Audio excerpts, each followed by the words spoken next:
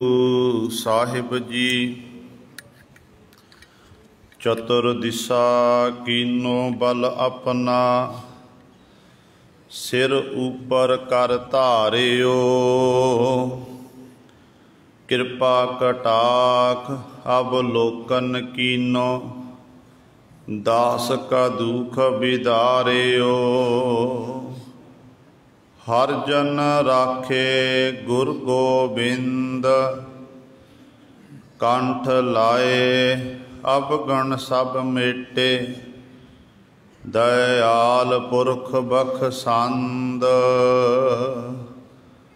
ਜੋ ਮੰਗਹਿ ਠਾਕੁਰ ਆਪਣੇ ਤੇ। ਸੋਈ ਸੋਈ ਦੇਵੈ, ਨਾਨਕ ਦਾਸ ਮੁਖ ਤੇ ਜੋ ਬੋਲੇ। ਇਹਾਂ ਊਹਾਂ ਸਚ ਹੋਵੈ, ਤੁਮ ਦਾਤੇ ਠਾਕੁਰ ਪ੍ਰਤਪਾਲਕ। ਨਾਇਕ ਖਸਮ ਹਮਾਰੇ, ਨਿਮਖ ਨਿਮਖ ਤੁਮ ਹੀ ਪ੍ਰਤਪਾਲੋ। ਹਮ ਬਾਰਕ ਤੁਮਰੇ ਧਾਰੇ, ਜਿਹਵਾ ਏਕ ਕਵਨ ਗੁਣ ਕਹੀਐ। ਬੇਸੁਮਾਰ ਬੇਅੰਤ ਸੁਆਮੀ, ਤੇਰੋ ਅੰਤ ਨ ਕਿਨਹੀ ਲਹੀਐ। ਕੋਟ ਪਰਾਧ ਹਮਾਰੇ ਖੰਡੋ, ਅਨਕ ਵਿਧि ਸਮਝਾਵੋ। ਹਮ ਅਗਿਆਨ ਅਲਪ ਮਤ ਥੋਰੀ, ਤੁਮ ਆਪਨ ਬਿਰਦ ਰਖਾਵੋ। ਤੁਮਰੀ ਸਰਣ ਤੁਮਾਰੀ ਆਸਾ, ਤੁਮ ਹੀ ਸਜਨ ਸਹੇਲੇ। ਰਾਖੋ ਰਾਖਨਹਾਰ ਦਇਆਲਾ, ਨਾਨਕ ਕਰ ਕੇ ਗੋਲੇ। ਰਾਖੋ ਰਾਖਨਹਾਰ ਦਇਆਲਾ, ਨਾਨਕ ਕਰ ਕੇ ਗੋਲੇ। ਹਮ ਅਵਗਣ ਭਰੇ ਏਕ ਗੁਣ ਨਾਹੀ। ਅੰਮ੍ਰਿਤ ਛਾੜ ਬਿਕੈ ਬਿਕ, ਮਾਇਆ ਮੋਹ ਪਰਮ ਪੈ ਭੂਲੇ। ਸੁਤ ਤਾਰਾ ਸਿਉ ਪ੍ਰੀਤ, ਏਕ ਉਤਮ ਪੰਥ ਸੁਨਿਓ ਗੁਰ ਸੰਗਤ। ਤੇ ਮਿਲੰਤ ਜਮ ਤਰਾਸ ਮਿਟਾਈ, ਇਕ ਅਰਦਾਸ ਪਾਠ ਕੀਰਤ ਕੀ। ਰਾਮਦਾਸ ਰਾਖੋ, ਇਕ ਅਰਦਾਸ ਪਾਠ ਕੀਰਤ ਕੀ। ਗੁਰ ਰਾਮਦਾਸ ਰਾਖੋ ਸਰਨਾਈ। ਸੋ ਕਹੋ ਟਲ ਗੁਰ ਸੇਵੀਐ, ਅਹਨਿਸ ਸਹਿਜ ਸੁਭਾਏ। ਦਰਸ਼ਨ ਪਰਸੈ ਗੁਰੂ ਕੈ, ਜਨਮ ਮਰਨ ਦੁਖ ਜਾਏ। ਹੋਵੈ ਸਿਫਤ ਖਸਮ ਦੀ, ਨੂਰ ਅਰਸੋ ਕੁਰਸੋ ਝਟੀਐ। ਤੁਧ ਡਿਠੇ ਸੱਚੇ ਪਾਤਸ਼ਾਹ, ਵਲ ਜਨਮ ਜਨਮ ਦੀ ਕੱਟੀਐ। ਸੱਜਣ ਸੱਚਾ ਪਾਤਸ਼ਾਹ, ਸਿਰ ਸਾਹਾਂਤੈ। ਜਿਸ ਪਾਸ ਬੈਠਿਆ ਸੋਹੀਐ, ਸਭਨਾ ਦਾ ਬੇਸਾਹੋ। ਸਤਨਾਮ ਸ਼੍ਰੀ ਵਾਹਿਗੁਰੂ ਸਾਹਿਬ ਜੀ। ਸ਼ਲੋਕ ਮਹੱਲਾ ਪਹਿਲਾ। ਪੜ ਪੜ ਗੱਡੀ ਲੱਦੀ ਹੈ, पढ़ पढ़ भरियह साथ, पढ़ पढ़ बेड़ी पाईय, पढ़ पढ़ गड्डियह खात, पढ़ पढ़ गड्डी लद्दीयह, पढ़ पढ़ भरियह साथ,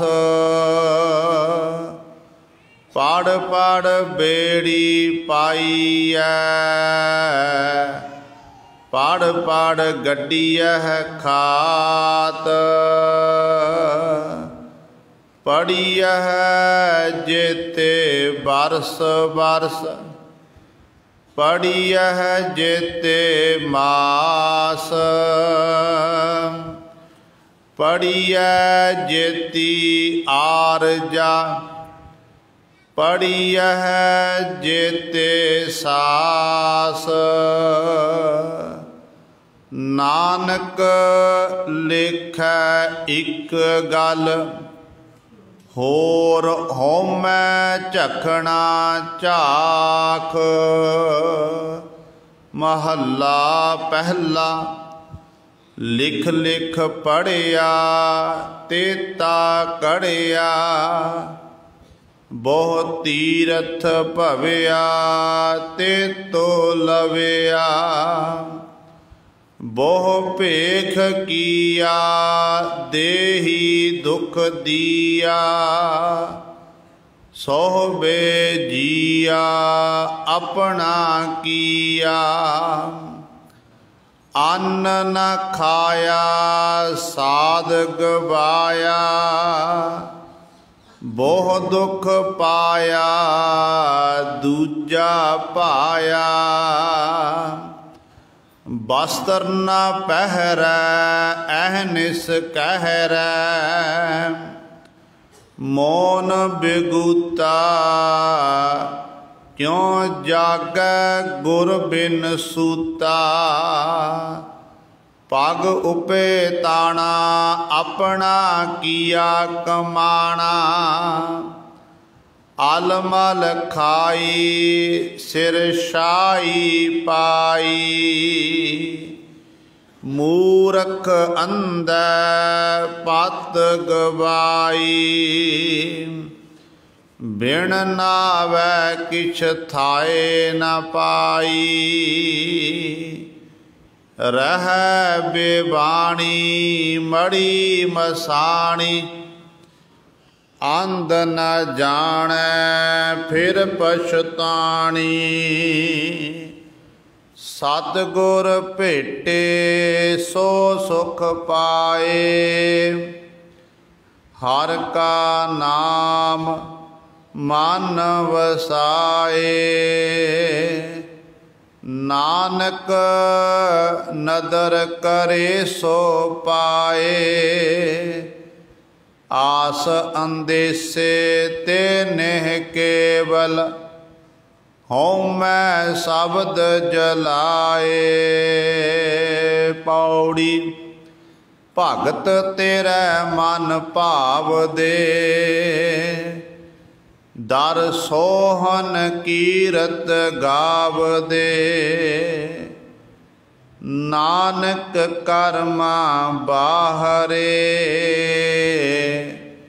दर ढो न लहनी ताव दे।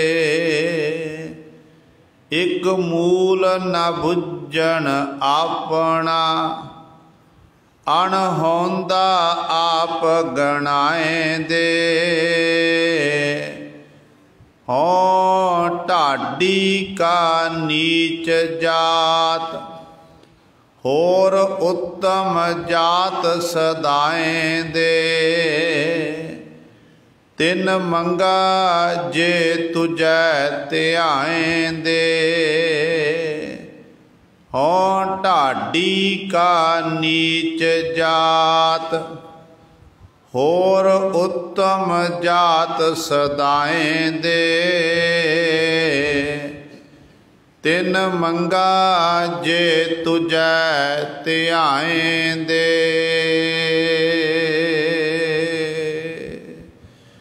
वाहिगुरु जी का खालसा वाहिगुरु जी की फतेह। परम सन्मान योग जुगो जुग अटल चवर छतर तख दे मालक बाणी के बोहित जाहरा जहूर हाजरा हजूर सर्व कला समरथ गद्दी ते विराजमान धन धन साहिब श्री गुरु ग्रंथ साहिब सच्चे सतगुरु जी दी पावन पवित्र निघी गोद अंदर जुड़ बैठे गुरु रूप गुरु सवारे सत संगी जनो।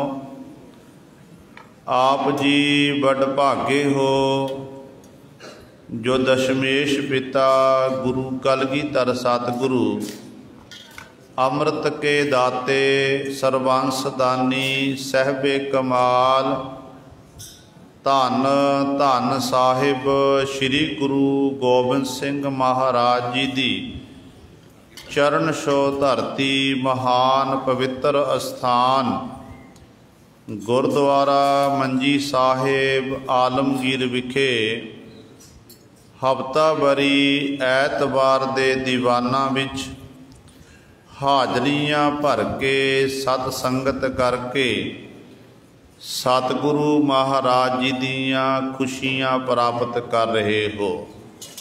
साहिबां दे पावन दरबार दे विच अमृत वेले तो सजे दीवाना विच आप जी ने पंजा बाणियां दा नितनेम सुखमनी साहब जी दे जाप शब्द कीर्तन श्री आनंद साहब जी दियां 6 पौड़ियां श्रवण कीतियां हन। सो आओ गुरु सवारियो समा है जो सतगुरु महाराज जी ने साडे उत्ते बख्शिश कीती है। पावन हुक्मनामा साहिब जो आप जी ने हुणे ही श्रवण कीता है। पावन शब्द की आपां ने विचार श्रवण करनी है। आओ अपनियां मन बिरतियां इकागर करिए ध्यान गुरु चरणां नाल जोड़िए ते सतगुरु महाराज जी दे पावन उपदेश नूं हिरदियां विच वसा के अपना जीवन सफला करिए।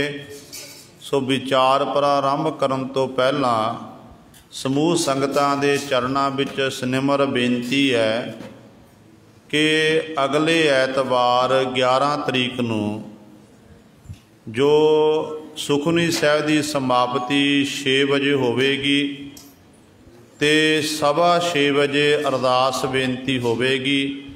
समूह संगतां ने समय सिर पहुँच के अरदास में शामिल हो के सतगुरु गुरु कलगीधर पातशाह गुरु ग्रंथ साहब महाराज दीयां खुशियां प्राप्त करनियां हन।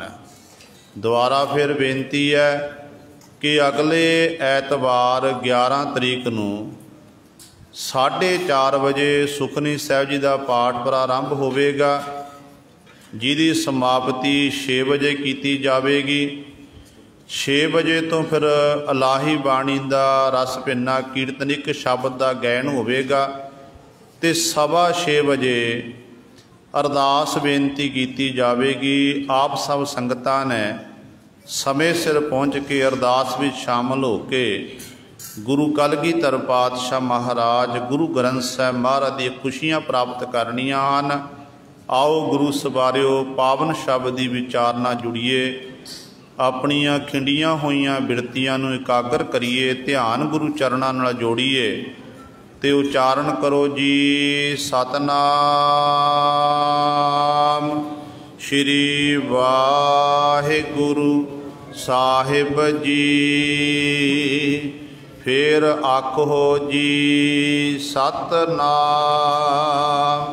श्री वाहिगुरु साहिब जी। श्लोक महला पहला।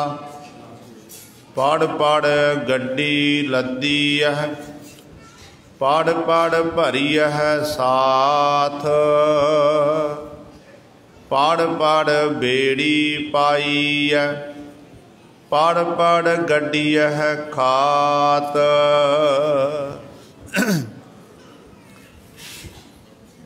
आसा दी वार दे विच पहले पातशाह धन धन साहिब श्री गुरु नानक देव महाराज जी 9वें सलोक द्वारा साडे उत्ते बख्शिश कर रहे हैं। ये पावन शब्द सतगुरां दे पावन अंक 467 तो प्रारंभ हुंदा है ते 468 ते जाके इस पावन शब्द की समाप्ति है। अज दे इस पावन शब्द द्वारा सतगुरु जी उन्हां मनुखां दी गल करदे ने जिहड़े मनुख बहुते ग्रंथ पढ़ लैंदे हन ते विद्या चंगी प्राप्त कर लैंदे हन, पर विद्या पढ़ के धार्म ग्रंथ पढ़ के संसारी विद्या प्राप्त करके मन दे विचों अहंकार वध जाता है, अभिमानी बन जाते हैं। उन्हां अभिमानी पुरुषां नूं साहिब ने उपदेश देण हित ये पावन शब्द उच्चारण किया, क्योंकि इतिहासक हवाला इस पावन शब्द का कि जदों गुरु एक पंडित जिन्हें अपने ऊँठां उत्ते ग्रंथ लदे हुए ने ते बड़ा उन्होंने अपनी विद्या का मान हंकार है, जदों भी किते मिलदा ते कहंदा मेरे नाल विचार चर्चा करो, ते विचार चर्चा जदों हार जाते ने ते पंडित उहदे पासों सारे ग्रंथ खोह लैंदा सी। इस तरह वो दिग्विजय प्राप्त करने लई थावां थावां ते विचरदा सी ते गुरु नानक साहब महाराज नाल मिलाप होया। धन गुरु नानक देव महाराज नूं आखण लग्या कि मेरे नाल विचार करो, ते सतगुरु महाराज ने जदों उहदे पासों उहदा हंकार देखिया, उहदा हंकार तोड़न हित गुरु नानक साहब महाराज ने फिर ये पावन शब्द उच्चारण किया। ते सतगुरु क्योंकि विद्या जिहड़ी है ये दो प्रकार की विद्या है, एक विवाहिक विद्या, एक अध्यात्म विद्या। विवाहिक विद्या जिन्हों आपां कह दईए अपना रोजी रोटी कमाण वास्ते, अपने संसारी काम धंधे करन वास्ते, जिमें आपां सारे किरत करते हैं जिहदे राहीं आपां अपने परिवार की पालना पोषणा संसार च विचरते हैं, ये व्यवहारिक विद्या है। तो दूजी विद्या है धार्मिक विद्या। धार्मिक दुनिया विच विचरदियां होइयां धार्मिक ग्रंथां का अध्ययन करना, वड्डे वड्डे ग्रंथ पढ़ने, ते दोनों विद्या प्रवान हैं। मनुख नूं अपने जीवन च विचरदियां होइयां ये दोनों विद्या का अभ्यास करना चाहिए है, क्यों गुरबाणी का फरमान है कि विद्या विचारिता परोपकारी। विद्या प्राप्त की है, विद्या प्राप्त करके तू बड़ा विद्वान बन गया, संसारी विद्या प्राप्त कर ली तो बड़ी विद्या प्राप्त करके बड़ा विद्वान बनया, सूझवान बन गया, पर तेरे अंदर कहते जे हंकार आ गया, अपनी विद्या का मान आ गया, फिर तेरी हालत इहो जी है, पढ़ पढ़ गड्डी लदी है, पढ़ पढ़ पढ़िया साथ, फिर तेरी हालत इहो जी होवेगी। पर जे इसे विद्या नूं प्राप्त करके तेरे अंदर किसी प्रति हमदर्दी प्राप्त हो गई, तो लोग भलाई दे काम करन लग पिया, ते भले काम करन लग पिया, ते फिर ये विद्या तेरी पढ़ी हुई प्रवान है, मालक दे दर ते तैनूं खुशियां नसीब होणगियां। पर जिहड़े गुरु सवारियो विद्या पढ़ के अवमान करते हैं, हंकार करते हैं, उन्हां दे बाबत गुरु ग्रंथ साहब महाराज जी वचन करते ने, कहते पढ़े गुणे का क्या गुण, खर चंदन जस भारा। कहते ने जिस तरह खोते दे सिर, खोते दे उत्ते चंदन का भार रख दईए ना, तो खोते नूं की पता उस चंदन का मुल की है, चंदन कीमती है, तो खोते नूं कुछ नहीं पता। कहते इसे तरह जिहड़ा विद्या पढ़ के अवमान करदा हंकार करदा है उहदी हालत भी एक तरह खोते जैसी हो जाती है, क्योंकि विद्या जिहड़ी है ये तीसरा नेत्र है। हर एक माता पिता का यह फर्ज बनता है कि अपने बच्चों नूं उचेरी विद्या पढ़ाई जाए, ताकि जिहड़ा बच्चा है संसार दे विच वधिया विचर सके, अपने कार विहार चंगी तरह कर सके। जे विद्या नहीं पढ़ी तो गुरु सर विद्या तो बिना फिर जीव का जिहड़ा है जीवन का निर्वाह करना बड़ा औखा हो जाता है, क्योंकि संसार विच विचरदियां होइयां इस तीसरे नेत्र की लोड़ पैंदी है। जे मन विच मान आ गया, हंकार आ गया, तो उन्हां हंकारी पुरुषों के लिए भी सतगुरु जी ने गुरबाणी विच ये वचन वरते ने।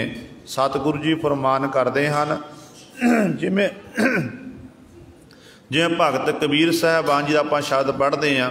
भगत जी कहते ने, क्या पढ़ी है, क्या गुणी है, क्या वेद पुराना सुनी है, पढ़े सुने क्या होई, जो सहज न मिलियो सोई, हर का नाम न जपस गवारा, क्या सोच है बारंबारा, अंधियारे दीपक चाहिए, एक वस्त अगोचर लही है, वस्त अगोचर पाई, घट दीपक रहा समाई, कह कबीर मन मानिया, मन मानिया तो हर जानिया, मन माने लोग ना पतीजै, ना पतीजै तो क्या कीजै।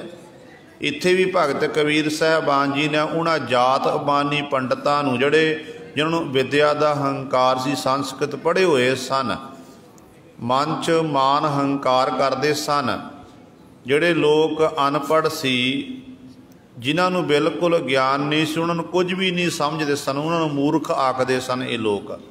तो भगत जी ने फिर देखिया, कहते तुसी विद्या पढ़ी है, तुसी धर्म ग्रंथ पढ़े ने, पर गल ये है धर्म ग्रंथ पढ़ के विद्या प्राप्त करके तुसी तुहाडे मन च हंकार आ गया, पर तुसी उस विद्या के अनुसार अपने जीवन नूं बतीत नहीं कर सके। कहते दुनियावी विद्या धार्मिक ग्रंथ तां पढ़ ले, पर कहते ने अपने मन नूं पढ़ा नहीं सके। तो गल तां मन नूं पढ़ाउण दी है ना, जिमें धार्मिक जिमें गुरु सर बहुत सारिया किताबां पढ़नियां, किताबां पढ़ के फिर विद्वान बन गया, विद्वान बन के फिर उहदे नाल ही जीव का दूजे का दिमाग खाण लग पिया, अपने आप नूं सियाणा खवांदा, दूजिਆਂ नूं आखदा कि सारे ही ये अनपढ़ टोला, इन्हां नूं कोई ज्ञान नहीं है। तो इस तरह गुरु सर ये फिर दिमाग खाण वाली विद्या है। दूजी है मगज खाण वाली। तो धार्मिक ग्रंथ या विद्या दुनियावी विद्या प्राप्त करके ये सोचना कि मैनू सब कुछ आंदा तो दूजे नूं कुछ भी नहीं आंदा। तो इस तरह गुरु सवारे फिर ये मगज खाण वाली विद्या है।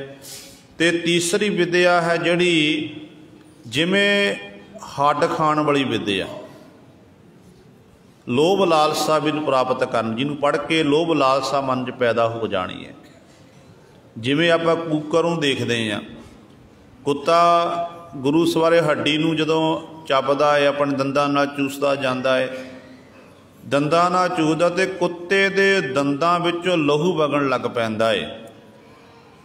तो इस तरह गुरु सवारे जिहड़े विद्या प्राप्त करके केवल अपना ते अपने परिवार की पालना पोषणा विच लगे ने, असल विच जिस विद्या नूं प्राप्त करके लोक भलाई दे काम करने सन, कहते उहदे राहीं दूजे नूं नुकसान पहुँचाने की कोशिश करते हैं। मानो वो एक तरह वो हड्ड खाण वाली विद्या है, हड्डियां चूसण वाली विद्या है। इहदे राहीं गुरु सर कुछ प्राप्त नहीं होना है। तो गुरु साहबान जी कहते ने जे तू कुछ प्राप्त करना चाहुंदा है, कहते इस विद्या नूं प्राप्त करके विद्या विचारी तां परोपकारी, तू परोपकार वाले कार्य करना कर। हुण परोपकार वाले कार्य किवें करने ने, विद्या प्राप्त करके किवें परोपकार वाले कार्य करने ने। मानो चंगी एजुकेशन प्राप्त कर ली, विद्वान बन गया, रोजी रोटी चलाउण दे लई अपना रुजगार खोलिया जां किते नौकरी चाकरी कीती, प्रोफैसर लग गया, होर गुरु सवारे वड्डे वड्डे अहुदे प्राप्त कर ले, तो उहदे राही फिर जिथे अपने परिवार की पालना पोषणा करनी है उत्थे कुछ कु समा उन्हां लोड़वंद बच्चों लई कढ़ना है। जिहड़े बच्चों दे जिहड़े बच्चे स्कूल पढ़न तां जांदे ने पर माता पिता कोल समर्था नहीं है पढ़ाउण दी, उन्हां दे भले वास्ते कुछ कु समा घंटा 2 घंटा अपने जीवन चों कढ़ना ते उन्हां दी क्लासां लाणियां, उन्हां नूं विद्या प्राप्त कराणी, जां पढ़ लिख के डॉक्टर बन गया तो डॉक्टर का पेशा है कि मरीज का इलाज करना, तो गुरु सवारे इस प्रकार मरीजों का इलाज करदियां होइयां जेकर कोई अपनी दुकान उत्ते हॉस्पिटल क्लीनिक उत्ते कोई लोड़वंद चल के आया, उन्हां गरीबां लोड़वंदां दी विचों फिर सहायता करनी है, तो किसी नूं जे दवाई फ्री भी देनी पई, फ्री चैकअप करना पिया तो वह फ्री भी कर सकते हैं। फिर यह है विद्या विचारिता परोपकारी, फिर ये परोपकार इहो जी विद्या पढ़ी हुई फिर सतगुर के दर ते प्रवान है। पर जेड़े विद्या पढ़ के मनुख के मन च हंकार आउंदा है उहदे बाबत गुरु नानक साहब महाराज बचन करते हैं, कहंदे भाई पढ़ पढ़ गड्डी लद्दी है, पढ़ पढ़ भरी है साथ, कहंदे पढ़ पढ़ के धार्म ग्रंथ दुनियावी ग्रंथ जिन्ने भी हैं ये पढ़ पढ़ गड्डे लद ले बड़े बड़े, इस तरह कहते बड़े बड़े भार लदना कीते ने, पढ़ रहा बार दिन रात पढ़ रहा है, तो पढ़ पढ़ बेड़ी पाई है, पढ़ पढ़ गड्डी है खात, कहते इस तरह धार्म ग्रंथ पढ़ के पुस्तकां पढ़ के बेड़ियां भर लीआं, बेड़ी भर ली, बेड़ी उत्ते पा ली, क्योंकि पुराने समयां दे विच साधन नहीं सी, लोग जिहड़े सन सफ़र करते जां पैदल करते हुंदे सी, जां सफ़र हुंदा सी घोड़ियां ते हाथियां ते राजे महाराजे हाथियां घोड़ियां उत्ते सफ़र करते सन, ते आम मनुख जिहड़ा हुंदा सी ना वो मनुख पैदल ही तुरदा हुंदा सी, ते किसी दरिया नूं नदी नूं पार करन वास्ते ते उदों पुल नहीं हुंदे सन, उदों बेड़ियां हुंदियां सन, बेड़ियां उत्ते सवार होना तो फिर अवारले किनारे तो पारले किनारे चले जाना। कहते इन्ने धार्म ग्रंथ पढ़ ले, एडा बड़ा विद्वान बन गया तो बेड़ी भर ली सारी, बेड़ी भर के कहते इस तरह सारे खाते भर ले, तो इस तरह कहते एडा बड़ा विद्वान बन गया, इन्नी विद्या प्राप्त कर ली। तो अगली पंक्ति पातशाह जी बचन करते हैं, पढ़ी है जेते बरस बरस, पढ़ी है जेते मास, पढ़ी है जेते बरस बरस, जिन्ने भी साल सालां बधी पढ़ता रहा, 365 दिन पढ़ाई करता रहा।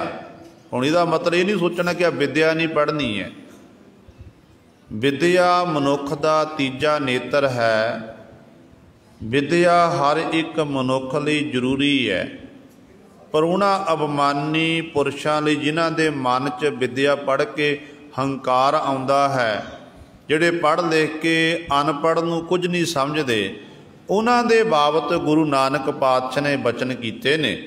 क्योंकि गुरु नानक साहब महाराज खुद विद्या पढ़े ने। गोपाल बांधे कोल पातशाह गए तो पातशाह कहते ने जो उन्हें आख्या ओ नमो शारदा, तो सतगुरु गुरु नानक पातशाह कह लगे अर्थ की है, तो पता नहीं कह लग्या तैं की लेना इस तो अर्थां तो, तू अपनी विद्या पढ़, तू हिसाब किताब सिख। गुरु नानक पातशाह कह लगे मैनू वो विद्या पढ़ाना कर जिस विद्या नूं पढ़न दे नाल मेरा लोक परलोक सबर जावे। कहन लगे वो जो पांदे ने ये ज्ञान वाले बचन गुरु नानक साहब महाराज तो सुने, तो धन गुरु नानक दे महाराज नूं आखण लग्या, कहन लग्या कि इहो जी विद्या मैनू नहीं आउंदी। नानक जे तैनू विद्या आउंदी है तू मैनू विद्या पढ़ाना कर। ਤੇ ਧੰਨ ਗੁਰੂ ਨਾਨਕ ਦੇ ਮਹਾਰਾਜ ਨੇ ਸ਼ਬਦ ਉਚਾਰਨ ਕੀਤਾ ਸ੍ਰੀ ਰਾਗ ਦੇ ਵਿੱਚ, ਜਾਲ ਮੋਹ ਘਸ ਮਸ ਕਰ, ਮਤ ਕਾਗਦ ਕਰ ਸਾਰ, ਭਾਉ ਕਲਮ ਕਰ ਚਿੱਤ ਲਿਖਾਰੀ, ਗੁਰ ਪੁੱਛ ਲਿਖ ਵਿਚਾਰ, ਲਿਖ ਨਾਮ ਸਾਲਾਹ ਲਿਖ, ਲਿਖ ਅੰਤ ਨ ਪਾਰਾਵਾਰ, ਬਾਬਾ ਇਹੋ ਲੇਖਾ ਲਿਖ ਜਾਣ। ਇਹ ਸ਼ਬਦ ਉਚਾਰਨ ਕੀਤਾ। ਪਾਂਧੇ ਨੇ ਜਦੋਂ ਗੁਰੂ ਨਾਨਕ ਪਾਤਸ਼ਾਹ ਤੋਂ ਸ਼ਬਦ ਸੁਣਿਆ, ਬੱਚੇ ਬੈਠੇ ਨੇ ਨਾਲ ਜਿਹੜੇ ਸਤਿਗੁਰ ਦੇ ਹਾਣੀ ਸਨ ਉਮਰ ਕਰਕੇ, ਜਿਹੜੇ ਬੱਚੇ ਨਾਲ ਪੜ੍ਹਦੇ ਸਨ ਉਹ ਵੀ ਸੁਣ ਕੇ ਹੈਰਾਨ ਹੋ ਗਏ। ਫਿਰ ਸਤਿਗੁਰੂ ਜੀ ਨੇ ਪੱਟੀ ਉਚਾਰਨ ਕੀਤੀ, ਸੱਸੈ ਸੋਏ ਸ੍ਰਿਸ਼ਟ ਜਿਨ ਸਾਜੀ, ਸਭਨਾ ਸਾਹਿਬ ਏਕ ਭਇਆ। ਤੇ ਇਹ ਪੱਟੀ ਉਚਾਰਨ ਕਰਕੇ ਗੋਪਾਲ ਪਾਂਧੇ ਨੂੰ ਉਪਦੇਸ਼ ਦੇਣਾ ਕੀਤਾ। ਸੋ ਕਹਿਣ ਦਾ ਭਾਵ ਹੈ ਗੁਰੂ ਨਾਨਕ ਪਾਤਸ਼ਾਹ ਜੀ ਆਪ ਖੁਦ ਵਿਦਿਆ ਪੜ੍ਹੀ ਸਤਿਗੁਰੂ ਜੀ ਨੇ। ਵਿਦਿਆ ਪੜ੍ਹਨੀ ਜ਼ਰੂਰੀ ਹੈ, ਹਰ ਇੱਕ ਜੀਵ ਨੂੰ ਗਿਆਨ ਹੋਣਾ ਚਾਹੀਦਾ ਹੈ। ਪਰ ਜਿਹੜੇ ਵਿਦਿਆ ਪੜ੍ਹ ਕੇ ਹੰਕਾਰ ਕਰਦੇ ਨੇ ਨਾ, ਉਹਨਾਂ ਦੇ ਬਾਬਤ ਸਤਿਗੁਰੂ ਮਹਾਰਾਜ ਇਹ ਬਚਨ ਕਰਦੇ। ਜਿਵੇਂ ਸਤਿਗੁਰੂ ਗੁਰੂ ਨਾਨਕ ਸਾਹਿਬ ਮਹਾਰਾਜ ਜਦੋਂ ਸਤਿਗੁਰੂ ਜੀ ਕਾਂਛੀ ਦੀ ਪੁਰੀ ਵਿੱਚ ਗਏ ਨੇ, ਕਾਂਛੀਪੁਰੀ ਸ਼ਿਵਪੁਰੀ ਜਿਹਨੂੰ ਆਖਿਆ ਜਾਂਦਾ, ਉੱਥੇ ਪਹੁੰਚੇ ਨੇ ਬਨਾਰਸ ਦੀ ਧਰਤੀ 'ਤੇ। ਉੱਥੇ ਵੀ ਸਤਿਗੁਰ ਦਾ ਇੱਕ ਪੰਡਤ ਨਾਲ ਸੰਵਾਦ ਹੋਇਆ। ਉਹ ਪੰਡਤ ਆਪਣੀ ਹੁਣ ਜੇ ਵਿਦਿਆ ਦਾ ਬੜਾ ਹੰਕਾਰ ਸੀ, ਮਾਣ ਸੀ, ਗੁਰੂ ਨਾਨਕ ਪਾਤਸ਼ਾਹ ਨੂੰ ਬਾਰ-ਬਾਰ ਆਖਣ ਲੱਗਿਆ ਕਿ ਮੇਰੇ ਨਾਲ ਵਿਚਾਰ ਚਰਚਾ ਕਰੋ।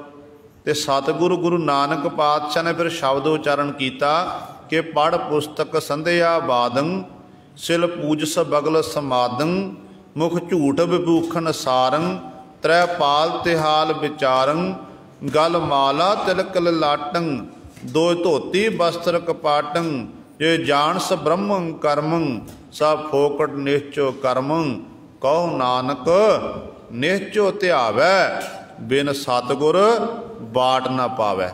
ਸਤਿਗੁਰ ਨੇ ਇਹ 4 ਪੌੜੀਆਂ ਉਚਾਰਨ ਕੀਤੀਆਂ ਤੇ ਉਪਦੇਸ਼ ਦਿੱਤਾ ਕਿ ਭਾਈ ਵਿਦਿਆ ਤੇਰੇ ਕੋਲ ਵਿਦਿਆ ਹੈ, ਤੂੰ ਤੇ ਵਿਦਿਆ ਪੜ੍ਹ ਕੇ ਵਿਦਵਾਨ ਬਣਿਆ, 4 ਵੇਦਾਂ ਦਾ ਤੈਨੂੰ ਗਿਆਨ ਹੈ, 27 ਸਿਮਰਤੀਆਂ ਦਾ ਗਿਆਨ, 18 ਪੁਰਾਣਾਂ ਦਾ ਤੈਨੂੰ ਗਿਆਨ ਹੈ, ਹੋਰਨਾਂ ਮਤਾਂ ਦੇ ਤੈਨੂੰ ਗ੍ਰੰਥਾਂ ਦਾ ਗਿਆਨ ਹੈ। ਪਰ ਸੱਚ ਇਹ ਹੈ, ਕਹਿੰਦੇ ਸੱਚ ਜਾਣੀ ਤੇਰੇ ਕੋਲ ਪਰਮੇਸ਼ਰ ਦਾ ਨਾਮ ਨਹੀਂ ਹੈ, ਤੇਰੇ ਅੰਦਰ ਹੰਕਾਰ ਪੈਦਾ ਹੋ ਗਿਆ ਹੈ। ਜਿੱਥੇ ਇੱਕ ਤੈਨੂੰ ਰੋਗ ਲੱਗਿਆ ਜਾਤ ਅਭਿਮਾਨੀ ਹੈ ਤੂੰ, ਦੂਜਾ ਤੈਨੂੰ ਤੇਰੇ ਅੰਦਰ ਅਭਿਮਾਨ ਪੈਦਾ, ਇੱਕ ਤਾਂ ਜਾਤ ਦਾ ਅਭਿਮਾਨ ਹੰਕਾਰ ਹੈ, ਦੂਜਾ ਤੇਰੇ ਅੰਦਰ ਹੰਕਾਰ ਇਹ ਹੈ ਕਿ ਮੈਂ ਵੱਡਾ ਵਿਦਵਾਨ ਹਾਂ, ਮੇਰੇ ਜੈਸਾ ਕੋਈ ਨਹੀਂ ਹੈ। ਕਦੇ ਵੀ ਗੁਰੂ ਸਵਾਰੇ ਮਾਣ ਨਹੀਂ ਕਰਨਾ। ਵੱਧ ਤੋਂ ਵੱਧ ਸਾਨੂੰ ਵਿਦਵਤਾ ਪ੍ਰਾਪਤ ਹੋ ਜਾਵੇ।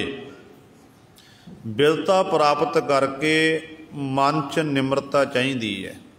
ਦੇਖੋ ਗੁਰੂ ਘਰ ਦੀ ਆਪਾਂ ਗੱਲ ਕਰੀਏ, ਗੁਰੂ ਨਾਨਕ ਸਾਹਿਬ ਮਹਾਰਾਜ ਤੋਂ ਲੈ ਕੇ ਗੁਰੂ ਕਲਗੀਧਰ ਪਾਤਸ਼ਾਹ ਤੱਕ ਵੱਡੇ ਵੱਡੇ ਵਿਦਵਾਨ ਸਿੱਖ ਸਤਿਗੁਰਾਂ ਦੀ ਹਜ਼ੂਰੀ ਵਿੱਚ ਜਿਹੜੇ ਵਿਚਰਦੇ ਸਨ, ਜਿਨ੍ਹਾਂ ਨੇ ਕਦੇ ਵੀ ਆਪਣੀ ਵਿਦਿਆ ਦਾ ਮਾਣ ਨਹੀਂ ਕੀਤਾ, ਹੰਕਾਰ ਨਹੀਂ ਕੀਤਾ।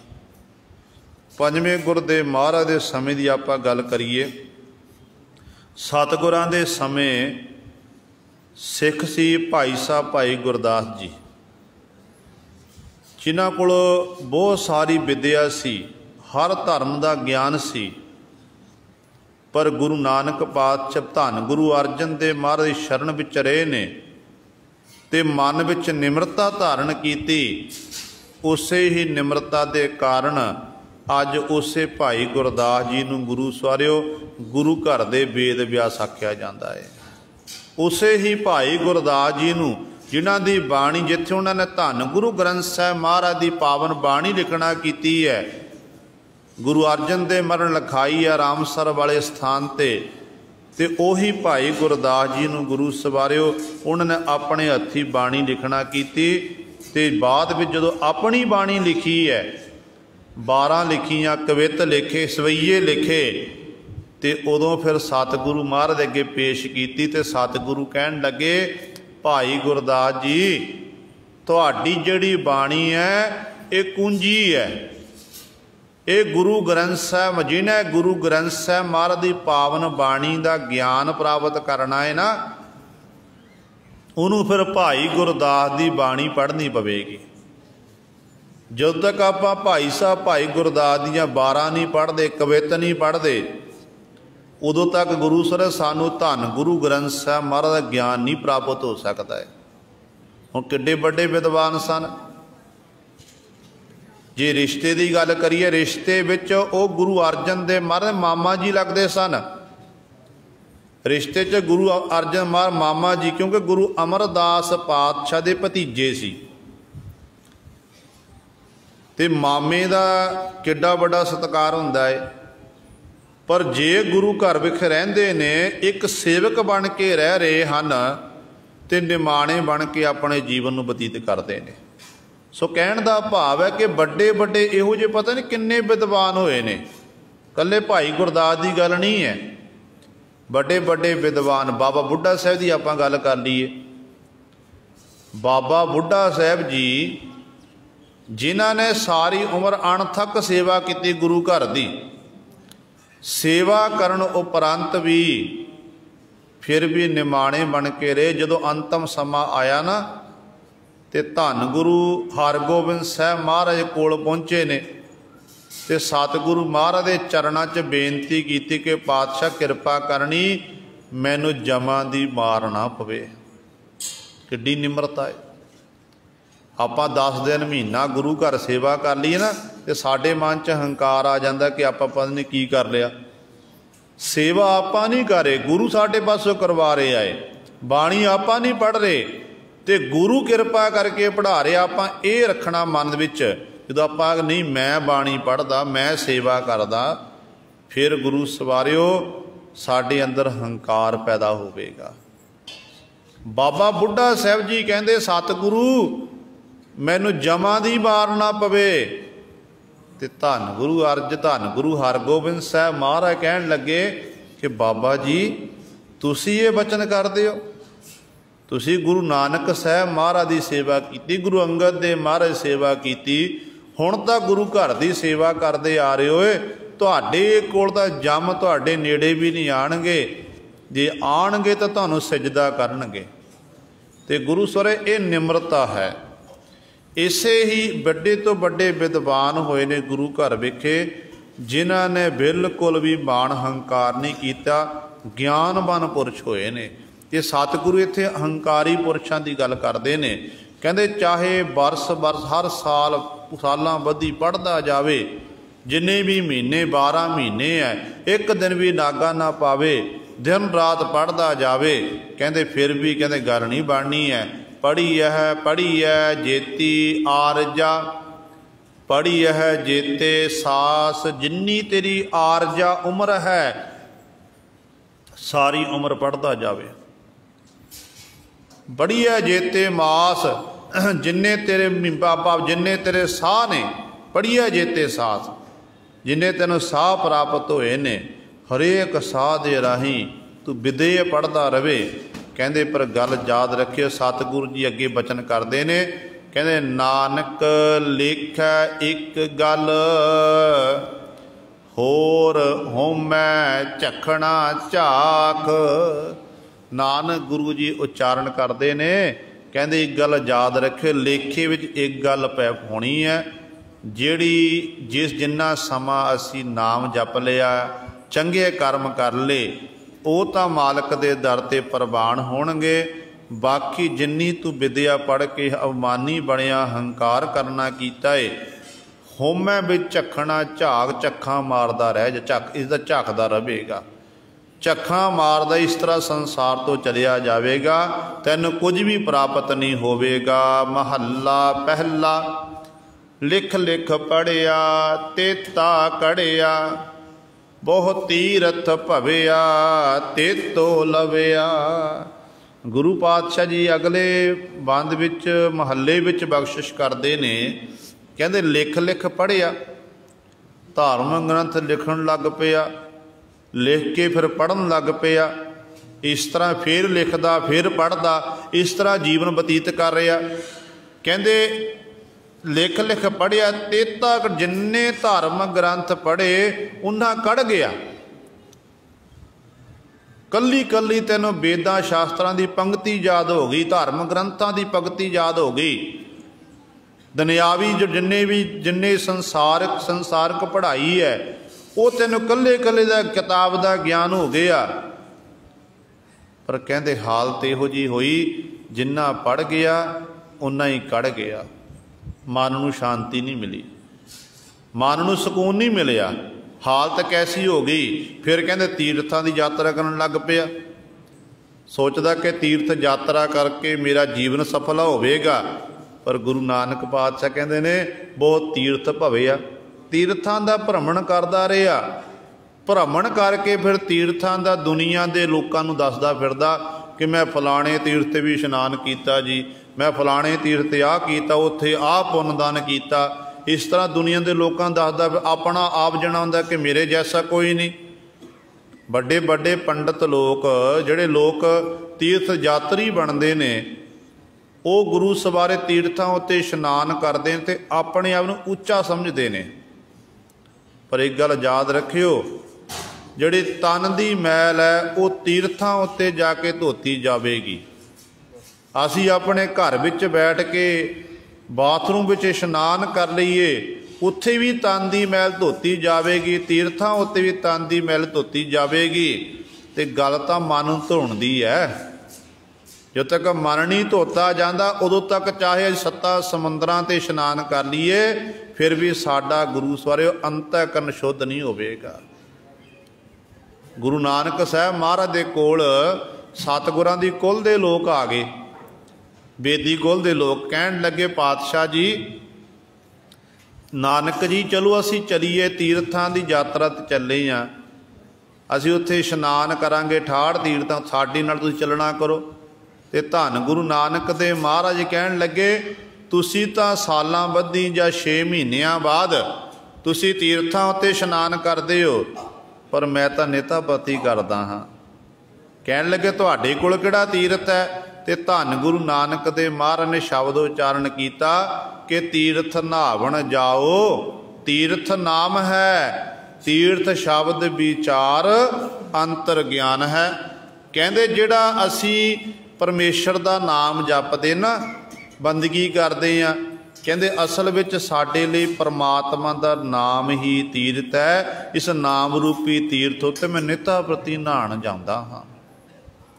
जिहड़े हिरदे अंदर शब्द की विचार करनी, उस विचारधारा नूं हिरदे अंदर बसा लेना।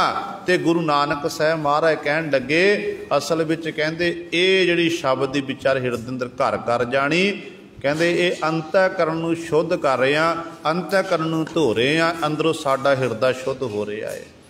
तो गुरु सवारिओ इस तरह सतगुरु जी वचन करते हैं बहुत तीर्थ भवे आ। कह तीर्थां दा भ्रमण करदा रहा, ठाड़ तीर्थां दी जाके यात्रा कर ली, तेतो लभया। कहते उन्ना ही हंकार वधदा गया। इस तरह की हालत हो गई। फिर की कीता अगे होर किहड़े कर्म करना कीते ने? ते पातशाह जी वचन करते हैं बहु भेख किया देही दुख दिया, सोहबे जिया अपना किया। सतगुरु जी कहते बहु भेख किया। धार्मिक दुनिया दे विच विचरदियां होइयां मनुख अनेकां प्रकार दे भेख धारण करता है। कदे गेरू रंग दे वस्त्र पहन ले, कदे सिर उत्ते जटावां बना लईआं, ते कदे गुरु सर कन विच मुंदरा पा लईआं, कदे अपने शरीर उत्ते भस्म मल लई, कदे धूणे धका के अपने रंग नूं गोरे रंग नूं काला कर लिया। इस तरह पुट्ठे लमक के भगती करन लग पे। ते सतगुरु कहंदे ये धर्म दे जिन्ने भी हन ये भेख हन। असल विच भेख दे नाल परमात्मा की प्राप्ति नहीं हो सकती है। माफ़ करना आपां साडा गुरु सानू कलगीधर पातशाह ने 5 ककारां दी वर्दी बख्शिश कीती है। जे 5 ककारां दी वर्दी पहन के आपां नितनेम नहीं करते, आपां अमृत वेले नहीं उठते, तो साडा भी एक तरह फिर ये भेख ही है। जे आपां अमृत वेले संभाल करते हैं, बाणी पढ़ते हैं, सिमरन करते हैं, फिर गुरु सर साडा ये भेख नहीं है। फिर ये पहनिया होया लिबास सतगुर के दर ते प्रवान है, क्योंकि गुरु पातशाह ने खुद ये लिबास पहनना किया। जिहड़ी वर्दी सानू बख्शिश की है ना, वो वर्दी सतगुरु गुरु कलगीधर पातशाह ने खुद पहनी है। पर अगे हुण आपां वर्दी पहन के कमाई करनी है, नित का नियम निभाना है, फिर गुरु की कृपा दे पात्र बनना है। तो समा इजाजत नहीं दे रहा। तो पातशाह जी बचन कहते ने, बड़े भेख धारण कर ले, अपनी देही नूं दुख देण लग पिया। कहते इस तरह अपना जीवन बतीत करन लग पिया। अन्न ना खाया, अन्न इत्यादि खाना छड्ड दिता, वर्त रखण लग पिया। गुरु ग्रंथ साहिब महाराज दे विच वर्त दे प्रथा, हिंदू वीर मुसलमान भी रोजे रखण, हिंदू वीर वर्त रखण मुबारक है, पर सिख हो के वर्त रखे तो गुरु सवारियो गुरु नानक दीयां खुशियां सानूं नसीब नहीं हो सकदियां हन। गुरबाणी ने इत्थों तक फैसला कर दिता, कहते छोड़ है अन्न करै पखंड, ना सुहागण ना ओहे रंड। फिर इत्थों तक भगत कबीर साहबान जी वचन करते ने, कबीर हर का सिमरन छाड़ कै, अहोई राखै नार, गद ही होए कै अवतरै, भार सह मन चार। कहते ने हरि का सिमरन छड़ दिता ते इस तरह वर्त रख लिया, अहोई माता का वर्त रख लिया। कहते फिर उसकी सवारी किहड़ी है माता की, कहते वो खोते उत्ते सवार होंदी है। कहते अगली जून भाई फिर तैनूं खोती की नसीब होवेगी, गधी की नसीब होवेगी। इस करके सतगुरु महाराज कहते वर्त नहीं रखना है। जिहड़ा सिख वर्त रखदा, जिहड़ा सिख धागे तबीतां उत्ते विश्वास करदा है, तो असल विच वो गुरु नानक दा सिख ही नहीं हो सकता है। तो इस करके सतगुरु समझाते हैं, कहते भाई अन्न खाना छड्ड दिता, जीव का स्वाद गवा लिया, बहुत दुख पाया, दूजा भाया। कहते इस तरह बड़े दुख प्राप्त कर रहा। दूजा भाया दवैत विच फसिया होया है, दुबदा विच ही अपनी जिंदगी बतीत कर रहा है। वस्त्र ना पहरै, अहनिस कहरै, मौन बगूता, क्यों जागै गुर बिन सूता। वस्त्र ना पहरै, शरीर उत्ते वस्त्र पहनने छड्ड दिते। हिंदुस्तान की धरती उत्ते बहुत सारे साधु संत महात्मा लोग रहिंदे ने, लोग उन्हां दी पूजा करते हैं, सत्कार दिंदे ने। इसे ही हिंदुस्तान की धरती उत्ते नांगे पुरुष रहिंदे, जिन्हां नंगियां की पूजा लोग करते हैं। ते सतगुरु कहते पर नंगे फिरन दे नाल कहते परमात्मा की प्राप्ति नहीं होनी है। कहते इस करके शरीर उत्ते वस्त्र पहनने छड्ड दिते, नग्न अवस्था विचरण लग पिया। दिन रात कहते इस तरह ही सारे कर्म कर रहा। फिर कहते मौनी बन गया। गुरबाणी ने गुरबाणी विच पातशाह ने बचन कीते ने कि मौन भयो कर पाती रहियो, नगन फिरियो बन माही, तट तीर्थ सब धरती भ्रमियो, दुबदा छुटकै नाही, प्यारे इन विद मिलन ना जाई, मैं किए कर्म अनेका। सतगुरु कहते इस तरह उस मालक नूं मिलिया नहीं जा सकता है। तो सतगुरु महाराज समझाते हैं, कहते इस तरह तो कहते भाई तेरी हालत इहो जी होवेगी। कहते मौन बेगूता, मौनी बन गया। मालक ने जबान दी है बोलने वास्ते। इस रसना के राही तू उस मालक का जस कर, वडियाई कर, उन्होंने पुछना कर जिन्हां कोल बोलण की शक्ति नहीं है। बोलण नूं मन करता है पर बोलण की आवाज़ नहीं। गूंगे ने जवंदरू, उन्होंने पुछ के दे किड्डा बड़ा दुख है। कहते मौनी बन गया। कहते इस तरह अविद्या रूपी रात सुता पिया है। कहते सुते नूं जगाना किवें है? कहते गुरु तो बिना कोई जगा नहीं सकता। क्यों जागै, किवें जाग सकता? गुर बिन सुता, गुरु वाला नहीं बनया, अज्ञानता रूपी हनेरे विच विचर रहा है। इस तरह सुता पिया है। पग उपे ताना, अपना किया कमाना, अलमल खाई, सिर शाई पाई, मूर्ख अंधै पत गवाई। सतगुरु महाराज समझाते ने, कहते इस प्रकार अलमल खाई, सिर शाई पाई। ਉਹੋ ਜਿਹਾ ਖਾਣਾ ਆਪਣਾ ਬਣਾ ਲਿਆ ਜਿਹਦੇ ਰਾਹੀਂ ਮਨ ਵਿੱਚ ਵਾਸ਼ਨਾਵਾਂ ਦਿਨੋਂ ਦਿਨ ਵੱਧਦੀਆਂ ਗਈਆਂ। ਮਾਨੋ ਸਿਰ ਉੱਤੇ ਛਾਹ ਪ੍ਰਾਪਤ ਕਰ ਲਈ ਕਿ ਸਵਾਹ ਪਾ ਲਈ, ਲਾਹਣਤਾ ਰੂਪੀ ਸਵਾਹ ਪ੍ਰਤੱਖ ਸਵਾਹ ਪਾਣਾ ਕੀਤੀ। ਕਹਿੰਦੇ ਇਸ ਤਰ੍ਹਾਂ ਮੂਰਖ ਜੀਵ ਨੇ, ਅੰਧਲੇ ਜੀਵ ਨੇ ਆਪਣੀ ਪਤ ਇੱਜ਼ਤ ਗਵਾ ਲਈ। ਸੰਸਾਰ ਵਿੱਚ ਮਨੁੱਖਾ ਜਨਮ ਪ੍ਰਾਪਤ ਹੋਇਆ ਪ੍ਰਭੂ ਦੀ ਇਬਾਦਤ ਕਰਨ ਦਾ, ਜਸ ਕਰਨ ਦੇ ਲਈ, ਪਰ ਐਵੇਂ ਹੀ ਕਹਿੰਦੇ ਨਾਮ ਤੋਂ ਹੀਣਾ ਹੋਣ ਕਰਕੇ, ਗੁਰੂ ਵਾਲਾ ਨਾਮ ਬਣਨ ਕਰਕੇ ਕਹਿੰਦੇ ਇਸੇ ਤਰ੍ਹਾਂ ਹੀ ਆਪਣਾ ਜੀਵਨ ਵਿਅਰਥ ਗਵਾ ਲਿਆ। ਬਿਨ ਨਾਵੈ ਕਿਛ ਥਾਏ ਨਾ ਪਾਈ। ਕਹਿੰਦੇ ਇਸ ਤਰ੍ਹਾਂ ਨਾਮ ਤੋਂ ਬਿਨਾਂ ਕਿਤੇ ਵੀ ਤੈਨੂੰ ਥਾਂ ਨਹੀਂ ਨਸੀਬ ਹੋ ਸਕਦੀ ਹੈ। ਜੇ ਤੂੰ ਚਾਹੁੰਦਾ ਮੈਨੂੰ ਕੁਝ ਕੁ ਥਾਂ ਮਿਲ ਜਾਵੇ, ਢੋਈ ਮਿਲ ਜਾਵੇ, ਤੇ ਸਤਿਗੁਰੂ ਕਹਿੰਦੇ ਨਾਮ ਜਪਣਾ ਪਵੇਗਾ। ਤੇ ਇਸ ਤਰ੍ਹਾਂ ਤੈਨੂੰ ਕੁਝ ਨਹੀਂ ਪ੍ਰਾਪਤ। ਜੇ ਤੂੰ ਨਾਮ ਤੋਂ ਹੀਣਾ ਤੈਨੂੰ ਕੁਝ ਨਹੀਂ ਮਿਲੇਗਾ। ਰਹਿ ਬੇਬਾਣੀ ਮੜੀ ਮਸਾਣੀ, ਅੰਧ ਨਾ ਜਾਣੈ ਫਿਰ ਪਛਤਾਣੀ।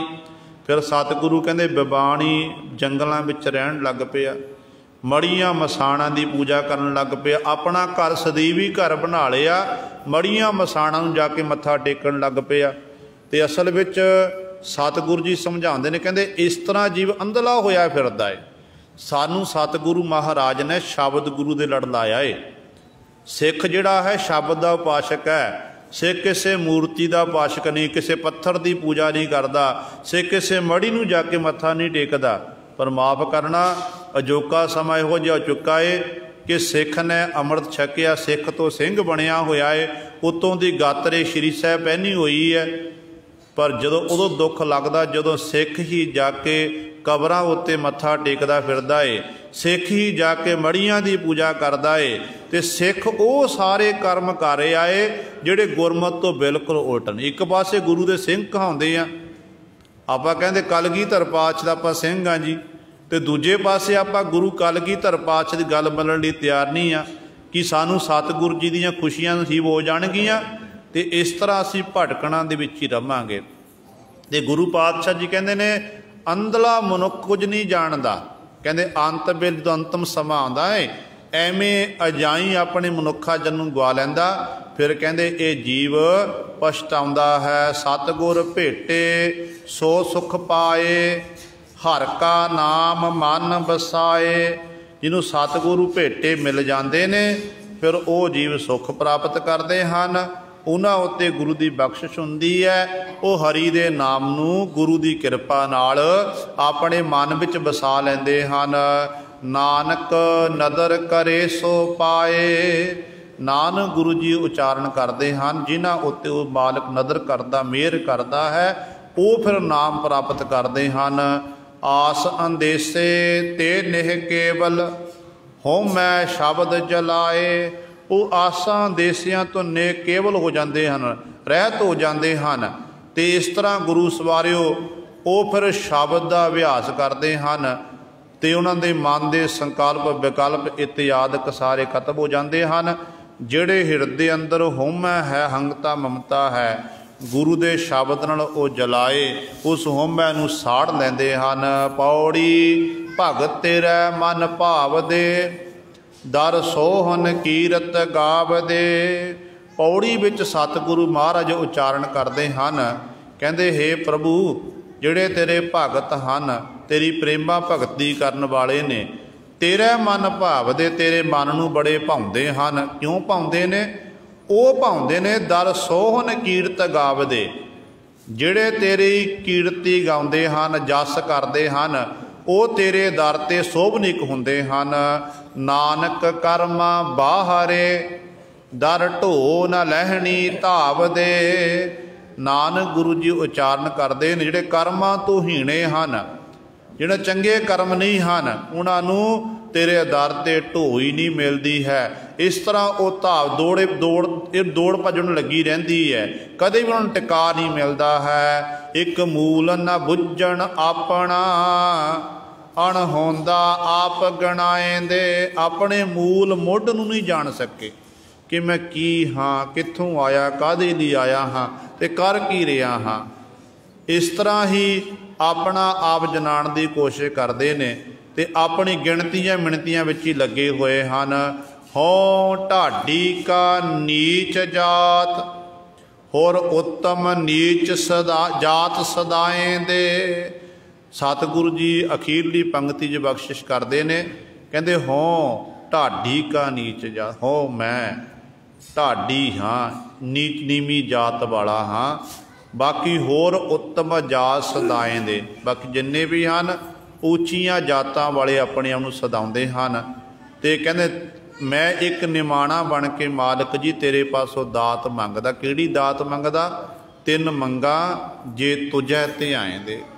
ਮੈਂ ਉਹਨਾਂ ਦੀ ਸੰਗਤ ਮੰਗਦਾ ਹਾਂ, ਉਹਨਾਂ ਦੀ ਮੈਂ ਸੰਗਤ ਮੰਗ ਰਿਹਾ ਜਿਹੜੇ ਤੈਨੂੰ ਧਿਆਉਂਦੇ ਨੇ, ਤੇਰਾ ਸਿਮਰਨ ਕਰਦੇ ਹਨ। ਮੇਰੇ ਮਾਲਕ ਜੀ ਕਿਰਪਾ ਕਰੋ, ਮੈਨੂੰ ਉਹਨਾਂ ਗੁਰਮੁਖਾਂ ਦੀ ਸੰਗਤ ਬਖਸ਼ਣਾ ਕਰੋ, ਤਾਂ ਕਿ ਉਹਨਾਂ ਦੀ ਸੰਗਤ ਵਿੱਚ ਬੈਠ ਕੇ ਮੈਂ ਆਪ ਜੀ ਦਾ ਨਾਮ ਜਪ ਸਕਾਂ, ਆਪ ਜੀ ਦੀ ਵਡਿਆਈ ਕਰ ਸਕਾਂ। ਇਹ ਗੁਰੂ ਸਵਾਰਿਓ ਸਤਿਗੁਰੂ ਮਹਾਰਾਜ ਨੇ ਸਾਡੇ ਉੱਤੇ ਬਖਸ਼ਿਸ਼ ਕੀਤੀ ਹੈ। ਦਾਸ ਤੋਂ ਬੋਲਦਿਆਂ ਤੋਂ ਇੱਕ ਨਹੀਂ ਅਨੇਕਾਂ ਗਲਤੀਆਂ ਹੋ ਗਈਆਂ ਹੋਣਗੀਆਂ। ਸੰਗਤ ਅਤੇ ਸਤਿਗੁਰੂ ਬਖਸ਼ਣਯੋਗ ਹਨ। ਭੁੱਲ ਚੁੱਕ ਦੀ ਖਿਮਾ ਕਰਨੀ ਜੀ। ਸਮੂਹ ਸੰਗਤਾਂ ਦੇ ਚਰਨਾਂ ਵਿੱਚ ਸਨਿਮਰ ਬੇਨਤੀ ਹੈ,